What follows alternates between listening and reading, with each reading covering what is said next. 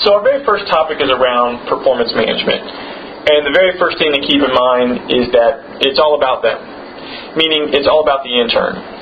And from that standpoint, you want to make sure that your performance management process is influenced by that it's all about them concept.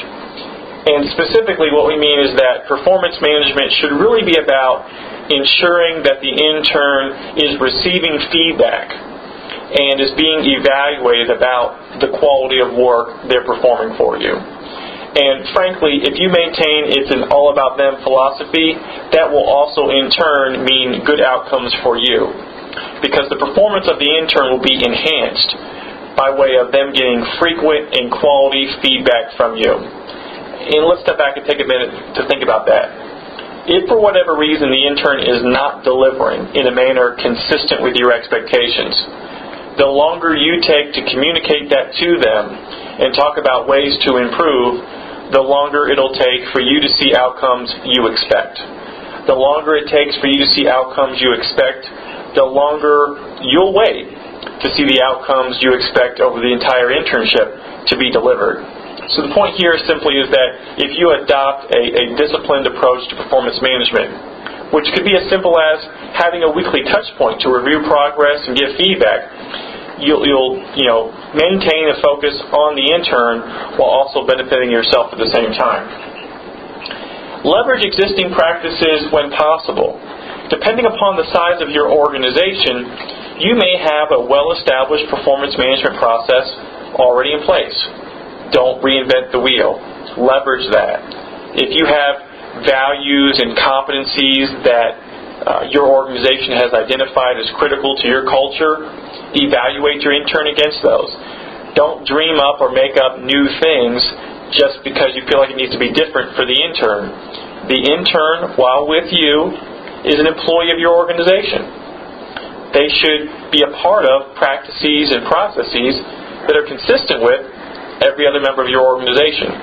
So again, leverage existing practices where possible. Leverage existing documents, forms, systems, whatever it might be. Again, some of you are in smaller organizations, others of you are in larger organizations.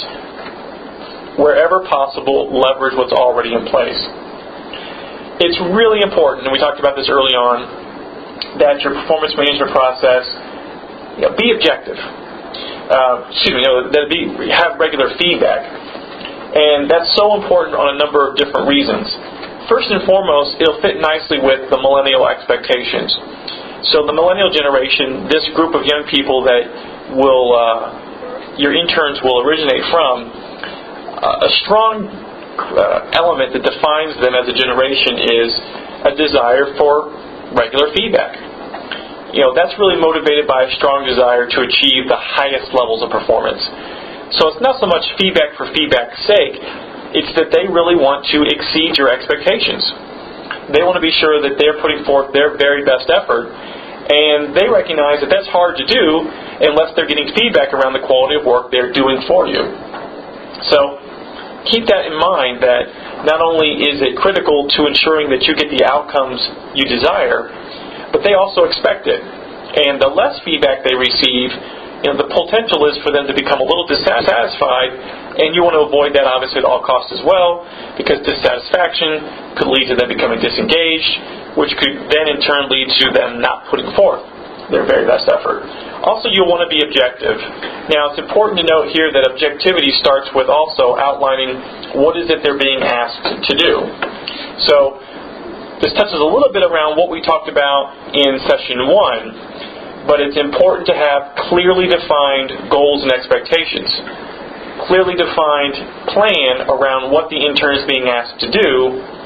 That in turn becomes the basis for your performance management process. So it's, again, getting a little bit to what we touched upon in the first session. But when you talk about the goals and objectives you outlined before the internship ever started and the need to be objective, you're going to give them feedback and evaluate performance against the very things outlined at the beginning. So it's kind of unfair to evaluate them against something that they didn't even know they were supposed to be doing.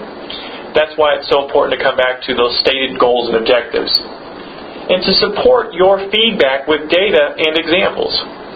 So a a portion of your feedback is around the timeliness of their responses to you, a far stronger conversation is one that goes something like, I've noticed that you're not as timely in your responses to me as I might like. And, I have a couple examples here of emails I sent to you, and I didn't receive a response or the requested information to nearly 2 days later, when specifically in my original email, I outlined this as a, immediate request, one that I would expect would take no less than 24 hours at the most. Again, that's far different than simply saying, you don't get back to me as quickly as I would like. Okay? So, your feedback is going to be delivered in a stronger fashion when it's supported with data and with examples. Okay? Wherever possible, it will also be beneficial for you to incorporate multiple perspectives. This includes both self-assessment and 360 feedback. Now, realistically, you're thinking, my organization's 5 people, that's fine. All we're saying is that if you're going to sit down and evaluate performance of the intern, it's important to ask them how they think they're doing. And you don't have to, make it more complicated than it needs to be. If you want to establish a one-pager for them to do that around, that's fine. You may simply tell them a week in advance, hey, next week we're going to sit down and we're going to review your performance at the midpoint. See how you're doing against the project we've assigned, etc. And in advance of that conversation, give some thought to how you think you're doing. There you go. Self-assessment. It's that simple. From a 360 perspective, all that simply means is reach out to those individuals who also interact with the intern. Because, oh, by the way, their input and feedback on the intern's performance is valuable as well. And let's be quite frank about it. It's entirely possible that while you might be their quote-unquote supervisor, you may not have as much interaction with them as others on your team. So it's important to reach out to those other people and solicit from them their thoughts and feedback about the performance of the intern so far. I think you'll find that when you do that, a couple of things will happen.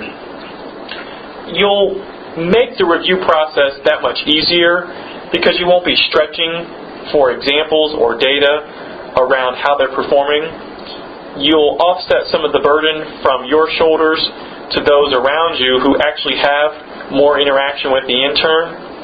And then finally, the intern will view it as a much more robust and rich review. And again, don't overdo this, but just remember to ask yourself, did I seek their input, meaning that of the intern? Did I ask them to do a self-assessment?